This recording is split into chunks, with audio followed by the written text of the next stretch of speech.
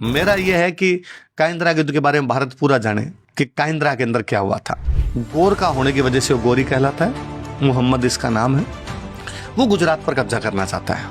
उसने एक तरीका निकाला कि गुजरात जाने के लिए अपने राजस्थान को बाईपास करते हैं, क्योंकि अजमेर वाले चौहान इनको गुजरात जाने नहीं दे रहे थे। तो उसको लगा कि अफगानिस्तान से सिंध आते हैं पाकिस्तान में, और सिंध से सीधा सीधा हम गुजरात की तरफ चले जाते हैं। उन दिनों गुजरात में जो राजा राज कर रहा है उसकी उम्र बहुत छोटी है। मूलराज सेकंड राजा है चालुक्य डायनेस्टी का, बहुत कम उम्र का है। उसकी माँ राज संभाल रही थी। उसकी माँ का नाम था नायिका देवी।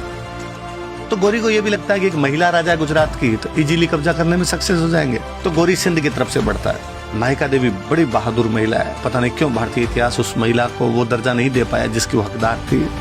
उसके कई क्रेडिट ड्यू पड़े हैं अपने ऊपर। नायिका देवी खुद युद्ध को लीड करती है। नायिका देवी इस बात को जानती थी कि अपनी सेना कम है और दुश्मन की सेना ज्यादा है, इसलिए प्लेन एरिया में लड़ने से कोई मतलब नहीं है, हिली एरिया में लड़ा जाए ताकि कम सेना के साथ भी गुरिल्ला वॉर किया जा सकता है। आबू के पास में गांव पड़ता काइंद्रा। 1178 बैटल ऑफ काइंद्रा। नायिका देवी गुजरात से रवाना होकर काइंद्रा आती है ताकि गोरी को वहीं रोक सके, गुजरात में आने ना दे।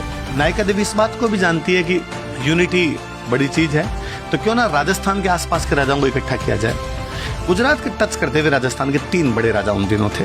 नाडोल का राजा केलहण चौहान, जालोर का राजा है कीर्तिपाल सोनगरा, और आबू का राजा धारावर्ष परमार।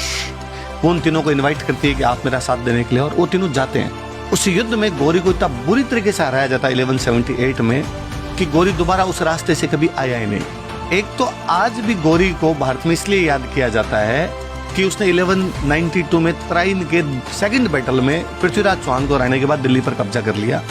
हम इस बात पर क्यों बात नहीं करते कि वही गोरी उस बैटल ऑफ तराइन से 13 साल पहले बैटल ऑफ काइंद्रा में बुरी तरीके से हार के गया था। दूसरा, हम एक महिला का योगदान नहीं बता पा रहे हैं, जबकि बताया जाना चाहिए कि नायिका देवी कितनी बड़ी लीडर भी है। तीसरा, अक्सर जो भारतीय राजाओं के बारे में ऐसा कहा जाता है कि वो आपस में मिलकर नहीं लड़ते थे। तो जब गुजरात के चालुक्य, राजस्थान के चौहान, राजस्थान के परमार मिलकर लड़ रहे हैं, इसका मतलब यूनिटी बनती थी उन लोगों के अंदर, और उन्होंने मिलकर युद्ध हराया। इसका मतलब वो जानते थे कि संकट जब आए तो आपस में मिलजुल के युद्ध कर लेना चाहिए। तो बैटल ऑफ काइंद्रा, मेरा यह है कि काइंद्रा के युद्ध के बारे में भारत पूरा जाने कि काइंद्रा के अंदर क्या हुआ था। काइंद्रा आबू के पास में एक छोटा सा गांव पड़ता है, वहां पर गोरी की सेना को बुरी तरीके से हरा दिया गया था सिरोही जिले के अंदर।